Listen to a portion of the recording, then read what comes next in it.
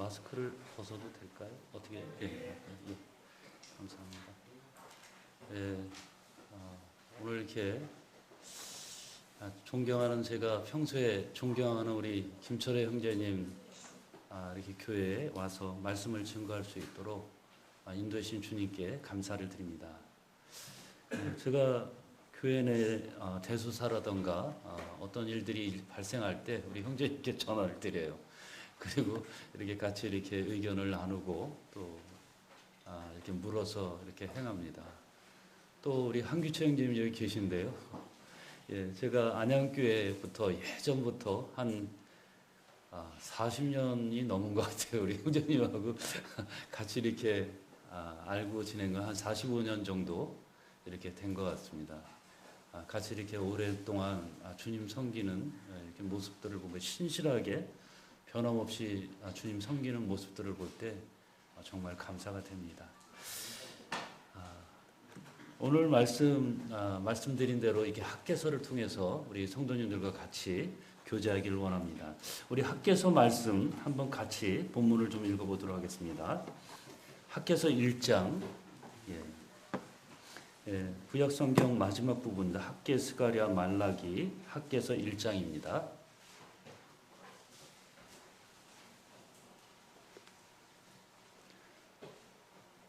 1절부터 11절까지 이렇게 교독으로 해서 제가 홀수절 읽고요. 성도님들께서 짝수절 읽는 거를 이렇게 같이 읽도록 하겠습니다. 자, 찾으셨습니까? 네. 예, 제가 먼저 읽겠습니다.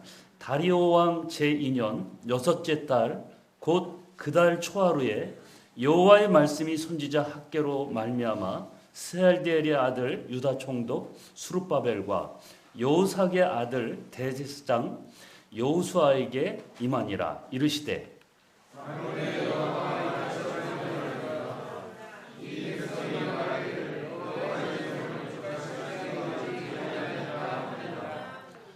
여호와의 말씀이 선지자 학개에게 임하여 이르시되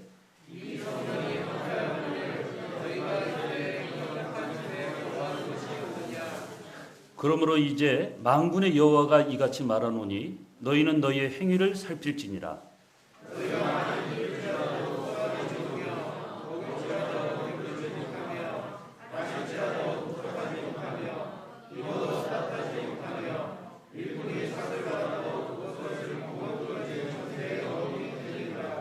만군의 여호와가 말하노니 너희는 자기의 행위를 살필지니라.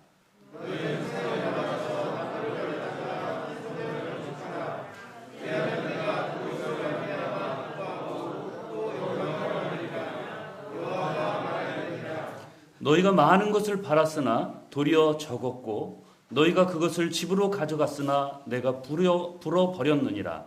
나 만군의 여호와가 말하노라. 이것이 무슨 까닭이냐? 내 집은 황폐하였으되 너희는 각각 자기의 집을 짓기 위하여 빨랐음이니라.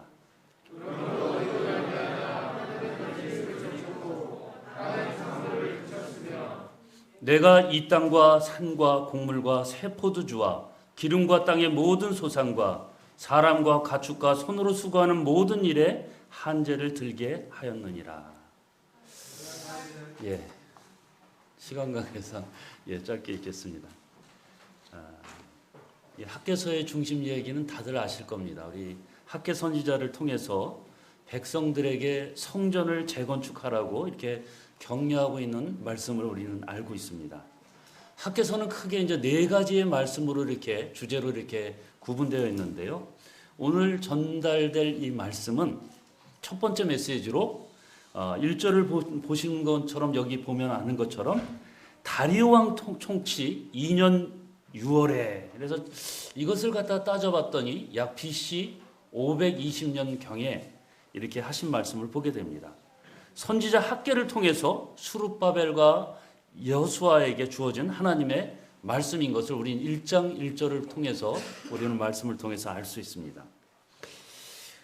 우리가 이 상황을 갖다가 좀 더 이렇게 자세히 알기 위해서 우리가 약 한 18년 전으로 거슬러 올라갈 필요가 있습니다. 이 상황이 에스라에서 쭉 보게 되면 1장부터 6장에 나오는 이 말씀들이 쭉 나와 있는 것을 보게 됩니다.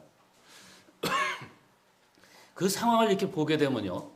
바사왕 고레스 원년에 약 BC 538년에 이스라엘 백성들이 옛날 고토 예루살렘으로 돌아가라고 이렇게 말하는 것을 조서를 내리게 되는 것을 보게 됩니다. 그래서 수르바벨과 예수아를 중심으로 그들이 고향으로 이렇게 돌아오게 되는 그런 내용들이 있는 것을 우리는 알 수 있습니다. 그런데 그들이 이제 고향에 돌아와서 이제 각각 성읍에서 자기들의 이제 지파별로 나눠 이렇게 살았던 것을 보게 됩니다. 그리고 일곱째 달에 우리가 에스라서 3장 1절을 보게 되니까요. 예루살렘에 모여 모세의 율법에 기록한 대로 번제를 드리기 시작했던 사실을 보게 됩니다. 그리고 성전을 지을 준비를 하게 됐던 사실을 우리는 말씀을 통해서 알게 됩니다.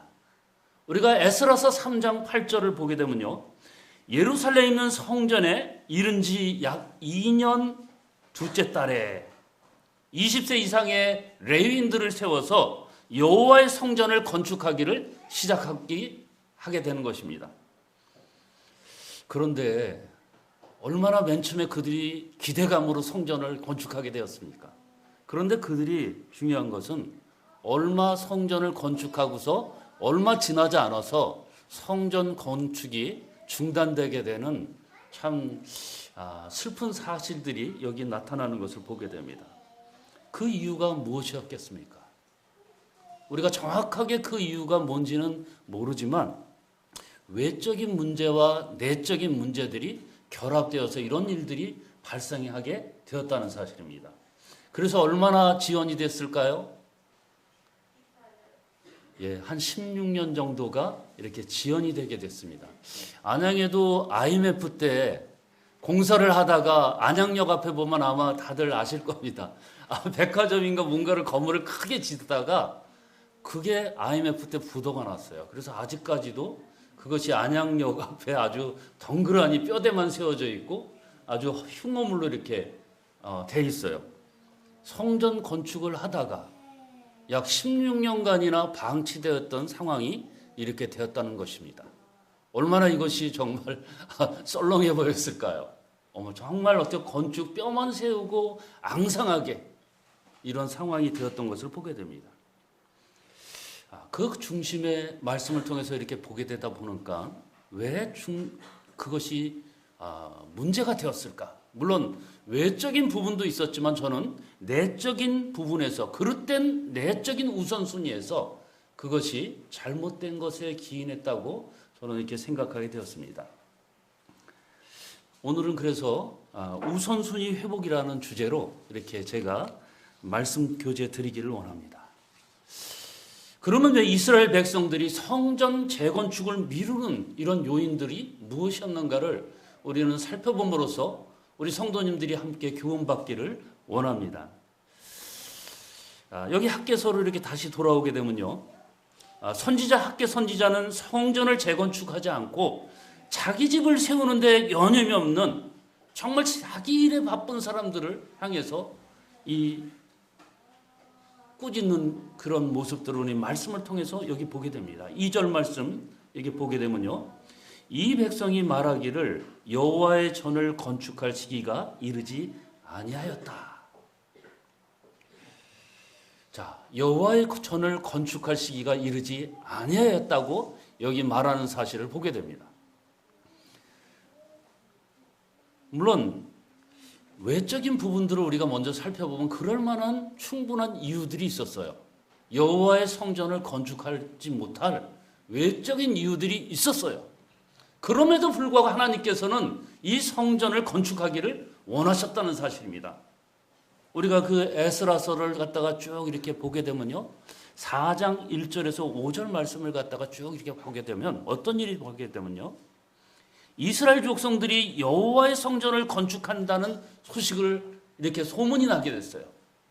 그러다 보니까 원래 그 원주민들이 거기 있었어요. 그리고 그 대적들이 그것을 듣고 우리도 함께 성전을 건축하자 이렇게 얘기한 것을 보게 됩니다. 자, 이거 어떻게 보면 상당히 좋은 거 아닙니까? 같이 합력하여 참 주님 일을 하자. 성전을 건축하자. 우리도 하나님께 제사를 드리겠나고 말하는 것을 보게 돼요. 그런데 중요한 것은 여기 수룹바벨과 예수와 기타 족장들이 말하기를 하나님의 전을 건축하는 데 상관이 없는 자들과 함께 지을 수 없다고 거절하는 모습을 여기 보게 되는 사실입니다. 우리는 주님의 일을 할 때 우리는 이 점을 주의해야 된다는 사실입니다. 믿지 않는 자들 또는 믿음이 좋지 않은 성도들과 같이 우리가 일을 할 때는 반드시 부작용이 생기게 된다는 사실입니다. 주님의 일은 무엇입니까? 하나님의 인도하심을 따르는 앞선 성도님들을 중심으로 이 일을 이끌고 가는 것입니다. 그리고 우리 성도님들은 그 일에 다 합력해서 인도자들 따라서 앞으로 달려가는 것이에요.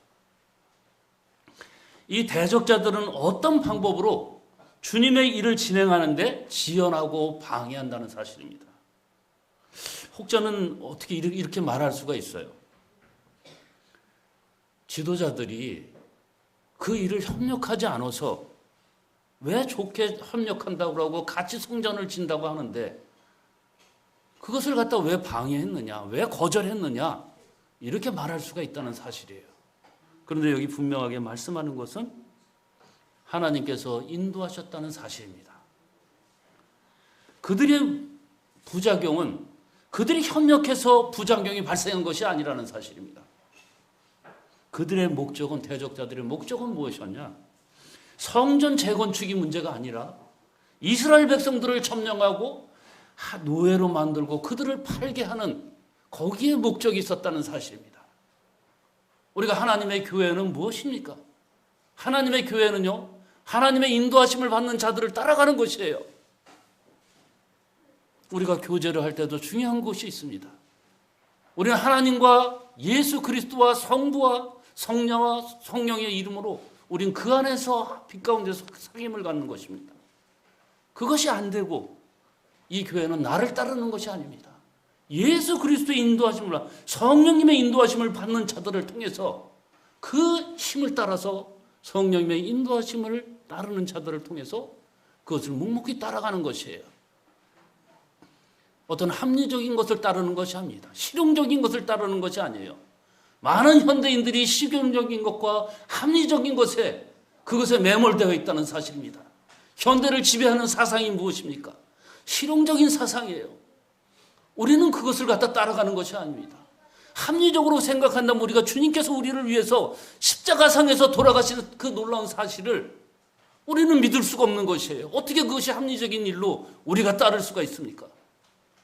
우리는 따르는 것은 하나님이 물길을 걷는 그 기적을 보고 주님께서 살아계시고 부활하신 그 소망 가운데 살아가시는 것을 기적을 보고 믿어갖고 우리가 따라가는 것입니다.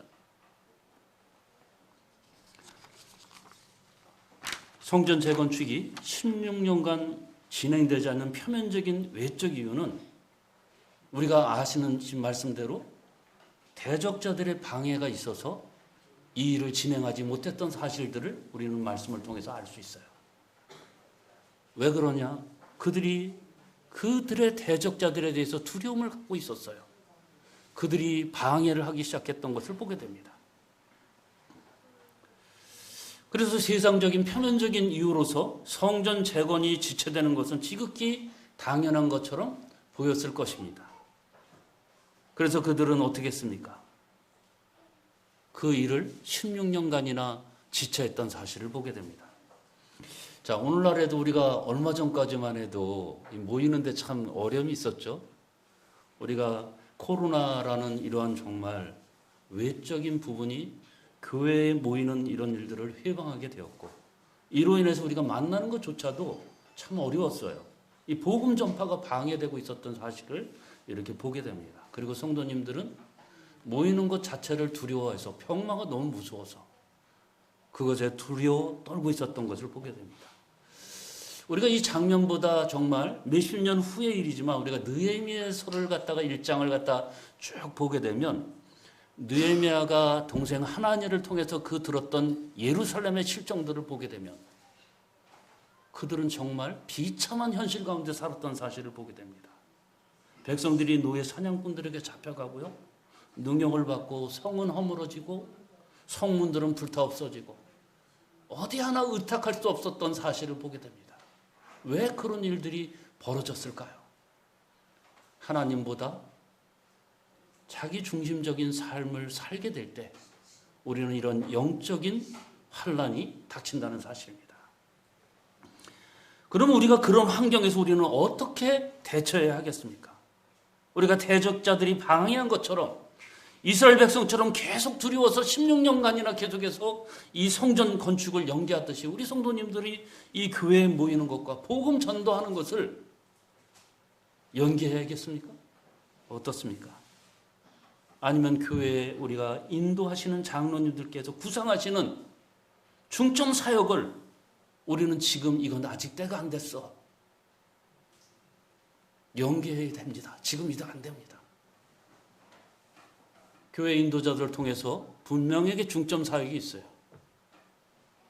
하나님께서는 우리가 그렇게 하는 것을 원치 않으신다는 사실입니다. 오늘 학개서 1장에 나타난 성전 재건이 지연된 또 다른 이 내면적인 이유는 또 무엇이었습니까? 우리가 1장 2절 말씀에서 보면 이 백성이 말하기를 여호와의 전을 건축할 시기가 이르지 아니하였다 하였느니라.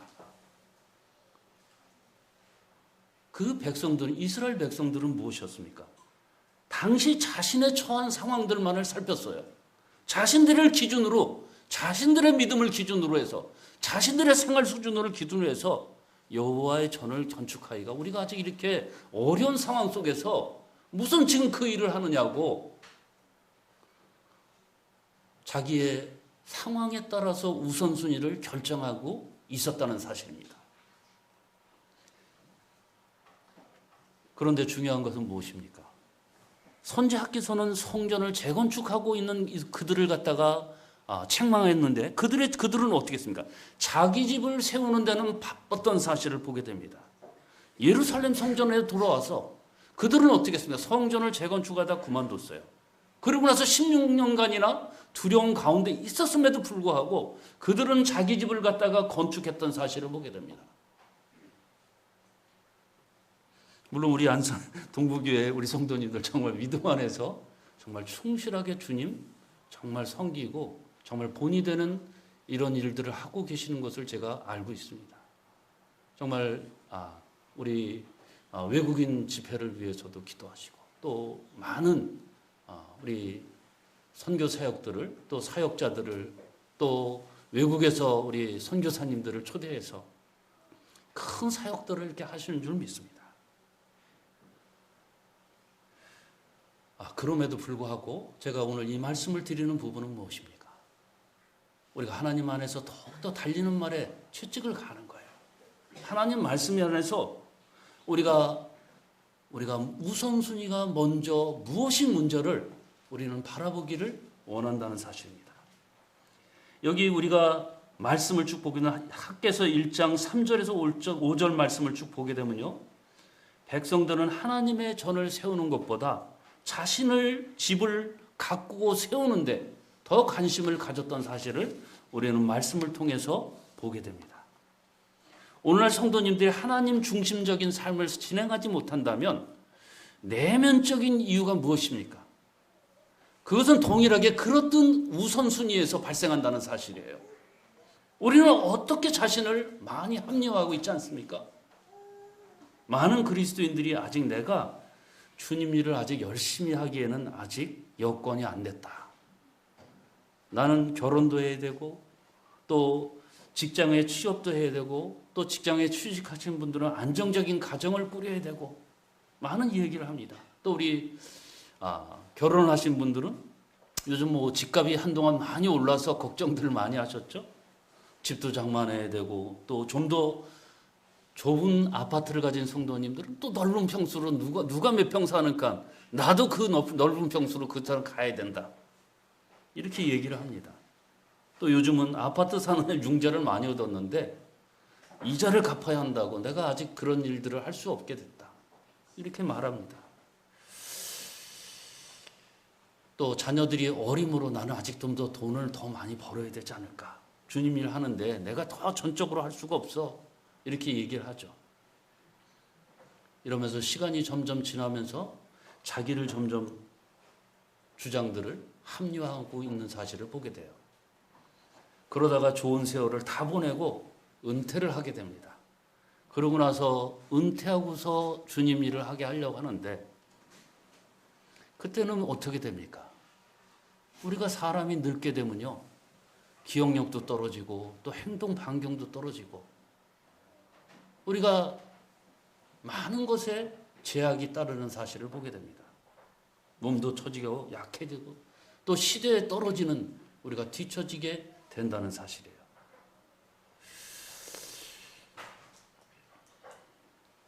우리가 많은 그리스도인들이 또한 우리 교회는 그 사역을 감당하기가 아직 여건이 안 됐어 하고 이렇게 얘기한다는 사실입니다. 우리가 느헤미야서를 보게 되면요, 우리가 한번 말씀 한번 찾아볼까요? 느헤미야서 4장 17절에서 18절 한 형제님께서 한번 읽어주시면 감사하겠습니다. 느헤미야서 4장 17절에서 18절.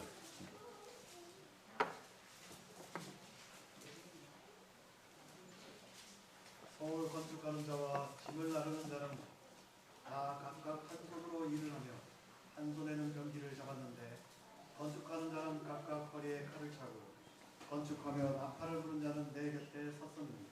네, 감사합니다.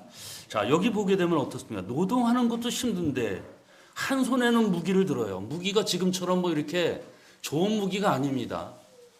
옛날에는 칼이 투박해서 아주 무겁잖아요. 요즘은 칼이 아주 가볍지 않습니까? 얇고 튼튼해서 무기를 들고 창을 들고 이 사역을 하는 것도 정말 대적자들의 눈에 볼 때는 정말 힘들어 보여요. 그런데 여기다가 그런 상황 속에서 한 손에서는 무기를 들고 한 손에서는 일을 하면서 그 성을 52일 만에 완공하는 것을 보게 된다는 사실입니다. 물론 하나님께서 우리가 자기 집을 짓는 것이 잘못됐다는 것이 아니에요. 당연히 우리가 세상을 살기 위해서는 의식주가 필요합니다. 단지 하나님께서 지적하신 부분이 무엇이었겠습니까? 백성들이 우선순위를 잘못적으로 행했다는 사실입니다. 하나님은 성전 재건축하는 걸 지체하는 이 외적이고 내적인 합리적인 조건들이 있었다 할지라도 그럼에도 불구하고 하나님께서는요, 먼저 하나님의 일을 진행하기를 원하신다는 사실입니다. 우리가 마태복음 신약에서도 6장 33절 말씀에도 잘 하지 않습니까? 먼저 그의 나라와 그의 의를 구하라. 그리하면 이 모든 것을 너희에게 더하시리라. 하나님께서는 분명히 말씀하셨어요. 우리에게 우선순위가 무엇이 되어야 됩니까? 우리가 하나님을 위해서 하는 일, 그것이 먼저 우선순위가 되어야 된다는 사실입니다. 그리하면 하나님께서는 이 모든 일들을 너희에게 더하신다고 말씀하신 사실을 보게 됩니다. 제가 참 사업을 조그맣게 이렇게 하고 있고 또 한동안 코로나가 와서 정말 저도 조금 어려운 적이 있었어요. 그래서 제가 좀 더 이렇게 사업에 더 이렇게 좀 시간을 더 할애해야 되나 그런 생각들을 이렇게 한 적이 있었습니다. 그런데 제가 말씀 생각이 일을 할 수 없는 상황이 되더라고요. 오다가 점점 물량이 바이어들이 미국에 코로나가 심해지니까 출근을 안 해요. 몇 달씩. 그러다 보니까 일을 못 하게 됐어요. 그래서 말씀을 공부하게 됐고 좀 더 이렇게 성도들을 돌보게 됐고 그런 상황 속으로 이렇게 계속 하게 됐어요. 그러면서 마음에 주님께서 평안함을 허락하셨던 사실을 보게 됩니다. 그런데 주님께서는 분명하게 알아야 될 건 우리 성도님들, 제가 뭐 제 자랑하라는 것이 아니고 제가 그런 하나님 앞에 먼저 무엇이 우선순위가 돼야 되나를 먼저 결심하고 그것을 갖다 행했을 때 하나님께서는 그것을 분명하게 갚아주신다는 사실입니다. 어려웠지만 점점 주님께서는 제가 노력하지 않은 부분까지도 채워주시는 것을 하나님께서 경험을 통해서 말씀하게 드리게 됩니다.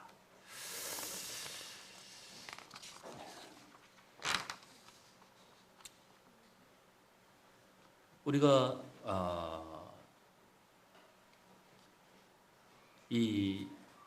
우리가 참 우리가 먼저 그 나라와 그 의를 구해라 이렇게 이제 말씀하시는데 우리 어떻습니까? 우리가 그것을 갖다가 강대상에서 참 말하기가 어려운 세대가 됐어요. 왜 그러냐? 많은 사람들이 이렇게 다들 어려운데 왜 우리가 하는 일, 자기가 하는 일을 좀 성실하게 하고 그렇게 해야지 왜 자꾸 그런 일들을 말하게 하느냐? 부담을 갖게 된다고 말하는 것을 보게 됩니다. 우리는 이 당시에 많은 분들이 그 당시에도 그렇고 지금도 동일하게 이러한 삶을 살고 있다는 사실이에요. 우리가 교회 생활을 똑같이 하고 믿음 생활을 하지만 중요한 것이 하나님이 먼저 우선순위가 되는 그것이 정말 우리의 삶 속에서 나타나는 것이에요. 죽으면 죽으리라고 하는 그런 믿음이 우리 가운데 나타나는 것이에요. 우리가 입으로는 우리가 그것을 말할 수가 있어요. 그렇지만 우리가 행함과 진실함으로 그것이 나타나야 된다는 사실입니다. 그렇지 않으면 우리는 입으로만 신자라고 고백하는 그런 삶을 되풀이할 수밖에 없다는 사실입니다. 그리고 또한 그 중심에는 무엇이냐? 나를 먼저 생각하고 자기중심적인 그런 태도를 우리는 그 안에서 갖고 있다는 사실입니다. 하나님께서는 그것을 내려놓기를 원하시고 주님 중심적인 우리의 이기적인 욕망을 버리게 하는 그런 삶을 살기를 원하신다는 사실입니다. 그런데 하나님께서는요, 우리가 이기적인 욕망, 자기중심적인 삶을 살게 되면요, 우리가 그가 구원받은 자이고 성도이라면 그냥 두지 않아요. 하나님께서는요, 이 징계를 통해서 자녀들을 회복하시는 모습들을 보게 됩니다. 자, 우리가 한번 볼까요? 자, 5절 말씀에 이게 보게 됩니다. 그러므로 이제 만군의 여호와가 이같이 말하노니 너희는 너희 행위를 살필지니라. 자, 이스라엘 백성들이 어떻게 살아왔습니까? 16년 동안이나 그들은 그들의 행위를 볼 때 너무나 어처구니 없는 삶을 살았던 사실을 보게 됩니다. 어떻게 살았습니까? 여기 4절 말씀을 보게 되면요, 이 전은 황폐였거늘 너희는 이때 판벽한 집에 거주하는 것이 옳으냐? 우리의 삶을 볼 때 하나님은 이렇게 말씀하고 계시다는 사실입니다. 하나님의 전보다는 자신의 집은 더 호화스럽고 사치스럽고 그런 반면에 하나님의 집은 황폐하게 내버려졌다는 사실입니다. 이것이 얼마나 잘못된 일입니까? 우리의 우선순위가 어떤 겁니까? 하나님의 관심사가 우선순위인가요? 아니면 우리의 관심사가 우선순위가 되는 이 시대입니까? 이 학개서는요, 학개는 지금 백성들이 좋은 것을 소유했다고 책망하는 것이 아니에요. 많은 사람들이 믿음의 선진들이 부유한 삶을 살았어요.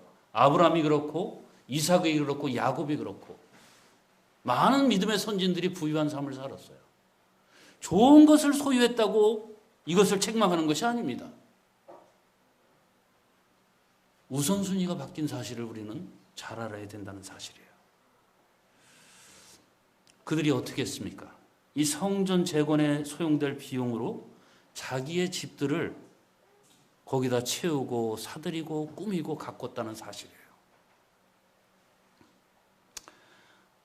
예루살렘의 이 귀환한 공동체가 경제적으로 어렵게 사는 이유에 대해서 5절과 7절의 말씀에 보듯이요, 너희는 너희의 또 자기 행위를 살피지니라.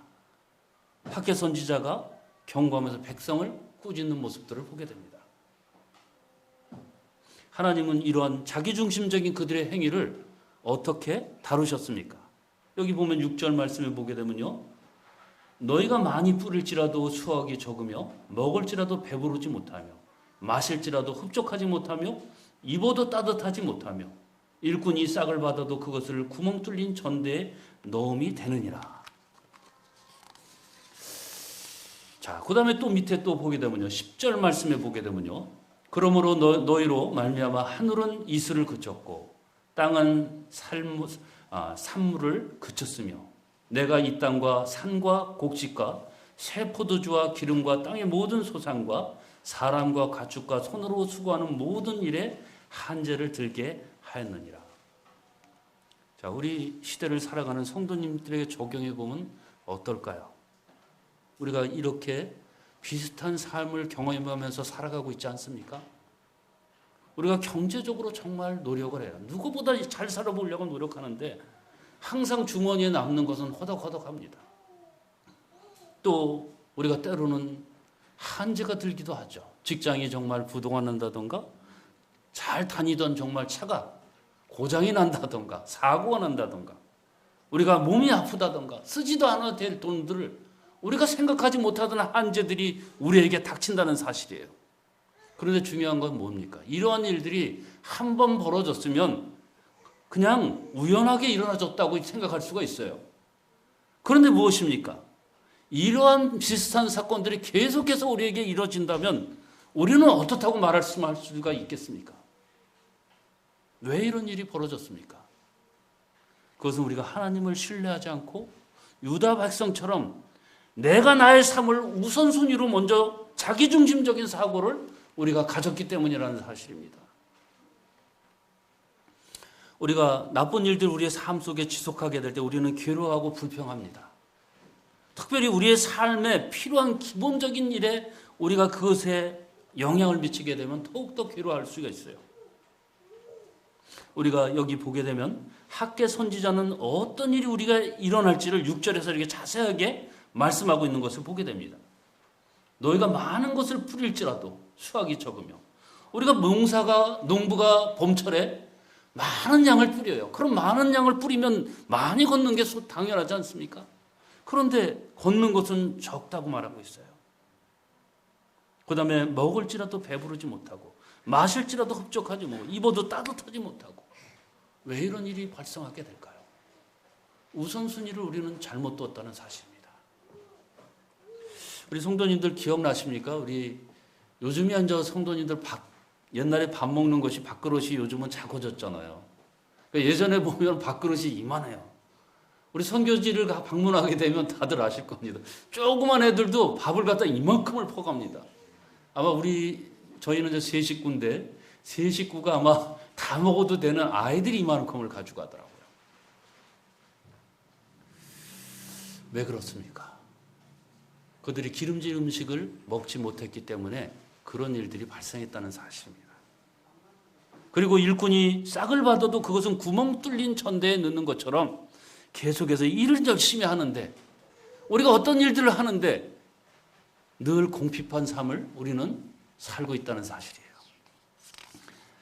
수학이 정말 우리가 열심히 일했는데 정말 돈에 들어오는 게 없고 수학이 적으면 얼마나 허탈하겠습니까? 우리 인생과 정말 불평, 원망이 우리가 나올 수밖에 없어요. 그런데 여기 저 학개서는요 10절과 11절 말씀에 보면 그들에게 일어난 일들이 일시적인 자연 변화가 아니라는 사실에 대해서 여기 말씀하고 계시다는 사실입니다. 하나님께서는 그들을 징계하고 계시다는 것을 분명하게 여기 말씀하고 계셔요.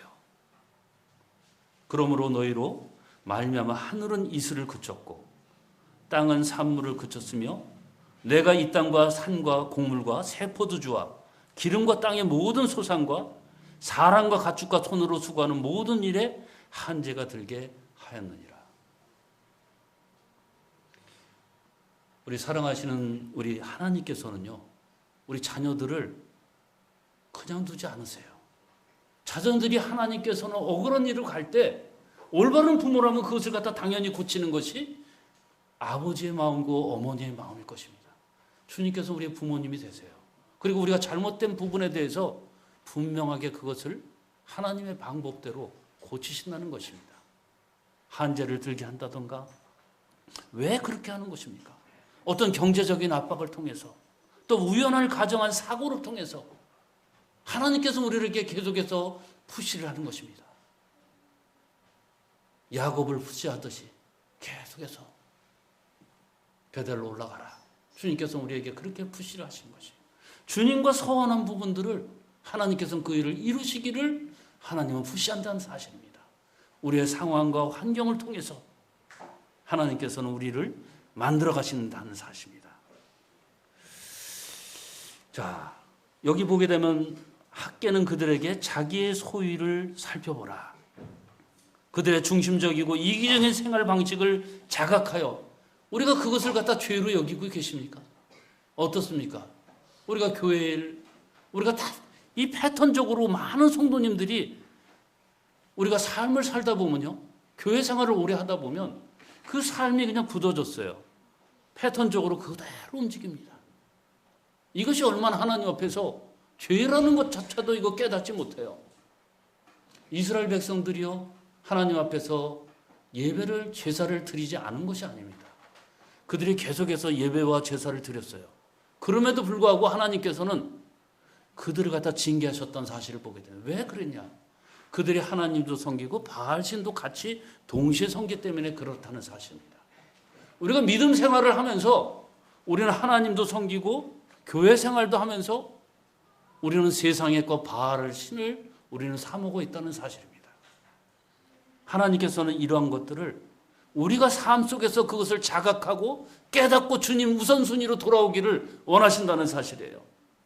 하나님께서는 여기서 뭐라고 말씀하셨습니까? 여기 보면 자 8절 말씀에 보면 너희는 산에 올라가서 나무를 가져다가 성전을 건축하라. 그리하면 내가 그것으로 말미암아 기뻐하고 또 영광을 얻으리라. 여호와가 말씀하였느니라. 하나님께서는 무엇입니까? 산에 올라가서 전을 건축하라는 것이에요.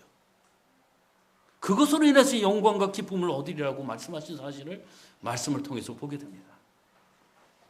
학개서는요 16년 동안이나 지연된 이 모든 일들을 성전 재건축을 다시 이루기를 원하셨던 사실을 보게 돼요. 자, 그런데 이 학개서가 참 이스라엘 백성들이 순종을 잘하는 백성이었던 것 같습니다.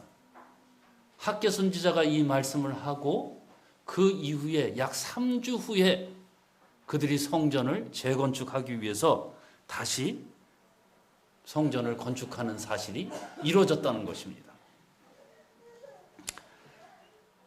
자, 12절 말씀을 보게 되면요. 스알델의 아들 스룹바벨과 여호사닥의 아들 대제사장 여호수아가 남은 모든 백성이 그들이 하나님 여호와의 목소리와 선지자 학개의 말을 들었으니 이는 그들이 하나님 여호와께서 그들을 보내셨습니다. 백성이 다 여호와를 경외하며. 자, 여기 말씀을 보게 되면요. 그들이 진정으로 부흥의 열쇠가 여기 나오는 사실을 보게 됩니다. 여기 말씀을 보게 되면 그들이 어떻게 했습니까? 그들이 하나님 여호와의 목소리와 선지자 학개의 말을 들었으니 라는 말씀이 나오는 것을 보게 됩니다. 하나님의 말씀을 청종하고 듣는 것, 이것이 진정한 부흥의 열쇠고 개인의 하나님 앞에 쓰임을 받는 열쇠라는 사실이에요. 우리가 하나님 말씀을 청종하고 경외하기 시작할 때 그분은 우리의 삶에 우리가 어떻게 삽니까? 우리가 하나님 말씀을 이렇게 청종하고 경외하기 시작할 때 우리는 그분의 말씀, 그분의 우리의 삶 속에서 그분을 최우선에 두게 되는 우리는 그런 삶을 맞게 된다는 사실입니다. 자, 우리는 그 비슷한 부분을 갖다가 기억하게 될 거예요. 어떻게 됩니까? 우리가 에스라에서 보게 되면 어떻게 됩니까? 하나님의 말씀을 학사 에스라가 이스라엘 백성들을 쫙 내려놓고 데려다 놓고 하나님의 말씀을 갖다가 70년 동안이나 중단됐던 하나님의 말씀을 갖다가 강론하기 시작하니까 백성들이 자복하고 회개하고 울었던 사실을 보게 됩니다. 하나님의 말씀을 우리가 들을 길을 열어야 되는 것이에요. 그리고 하나님 말씀을 들을 때 그들이 자복하고 회개했던 사실을 보게 되는 것을 보게 됩니다. 우리가 하나님 말씀, 우리가 하나님의 뜻을 우선순위로 행하기로 선하고 회개와 순종이 우리가 시작되어야 된다는 사실입니다. 우리가 말씀 적용에 있어서 자기중심적으로 해석하는 것이 아니라 내가 희생되어도 교회가 부흥을 위해서 필요한 것을 우리가 그것이 무엇인가를 그것을 중점적으로 우리가 우선순위로 우리가 생각해야 된다는 사실이에요. 그리고 그 말씀에 우리가 경외함으로 순종해야 된다는 사실입니다. 우리가 말씀을 통해서 우리가 보게 되면 우리가 12절 말씀에 중요한 말씀이 있습니다. 우리 성도님들이 물론 하나님 말씀에 순종하는 것에 대해서는 정말 잘하시라고 생각됩니다. 그런데 여기서 우리가 다시 중요하게 생각돼야 되는 부분을 다시 한번 보게 되는데요. 저는요. 여기 보게 되면 모든 백성이 그들의 하나님 여호와의 목소리와 그 다음에 선지자 학개의 말을 들었으니. 자, 여기 누구의 말을 들었다고요? 하나님의 목소리와 선지자 학개의 말을 들었으니 이는 그들이 하나님 여호와께서 그를 보내셨음이니라. 자, 우리 유다 백성은요, 하나님의 목소리를 들었을 뿐만 아니라 학개의 말을 여긴 들었던 것을 보게 됩니다. 우리 교회, 우리 브레드린에서 정말 우리가 생각해야 될 부분들이 여기 있습니다. 우리는 왕 같은 제사장이고 만인 제사장으로 주님을 섬기는 자들이에요. 그런데 우리가 한편으로 생각해야 될 부분이 있는 것입니다. 교회를 인도하는 이 장로님들이 계셔요. 특별히 교회를 인도하는 대표 장로님이 계세요. 이 교회는요, 성령님으로 인도하시는 이 교회의 인도자들 목소리를, 말을 들어야 된다는 사실입니다. 이 교회는 인도하시는 장로님들을 통해서 피로 사신 교회를 치게 하셨어요. 물론 우리는 한쪽으로 너무 기울어진 시수위에서 말씀을 해석하고 있지 않나 저는 생각을 됩니다. 우리는 많은 제사장의 부분들을 강조해요. 물론 우리가 주님 앞에 나와서 우리가 주님의 신령과 진정으로 예배드리고 우리의 삶 속에서 우리가 제사장의 역할로 주님을 섬기게 되는 것이 마땅한 것이에요. 그런데 또 한편으로 하나님께서는 뭐라 하냐? 목자와 양으로 말씀하신 사실을 보게 됩니다. 베드로에게 주님께서는 내 양을 치라, 내 양을 먹이라. 하나님께서 분명히 말씀하셨다는 사실입니다. 우리는 하나님의 말씀을 볼 때 어떤 한 부분을 갖다가 강조하게 되면 다른 부분을 갖다가 연약하게 볼 수가 있어요. 우리는 하나님의 말씀을 중심적으로 균형을 맞춰야 된다는 사실입니다. 우리는 양인 동시에 제사장인 동시에 양이고 양인 동시에 제사장이 되는 것이에요. 우리가 이 중심을 갖다가 무너뜨린다 그러면 교회는 하나님의 일은 지연될 수밖에 없고 16년이나 지체하게 된다는 사실입니다. 여러분이 교회의 부흥을 원하십니까? 개인의 삶의 부흥을 원하십니까? 교회의 인도자의 말씀을 듣고 하나님의 말씀에, 인도하는 말씀에, 또 인도하는 그런 일들에 순종하시길 바랍니다. 우리가 영적으로 교회를 인도하시는 하나님께서는 어떻게 했습니까? 부모를 그들에게 세워주셨어요. 우리 자녀들에게. 그러면서 예배소서 우리가 6장 말씀을 쭉 보게 되면 보는 바 하나님을 갖다가 부모를 경외하지 못하면 하나님을 어떻게 경외할 수 있느냐? 분명하게 말씀하고 있는 사실을 보게 됩니다. 자, 유다 백성들은 학개를 하나님께서 보내신 것을 믿었어요. 우리가 교회의 이 장로님으로 되는 것, 인도자로 되는 것은 주님께서 세우지 않으면 넘어지고 쓰러질 수밖에 없어요. 하나님께서 피로 사신 교회를 다스리고 치게 하셨다는 사실을 보게 됩니다. 자, 그러면 이러한 일들을 갖다가 하나님이 보내셨음을 알았을 때 어떤 일이 발생하게 되느냐? 13절 말씀 보시겠습니다.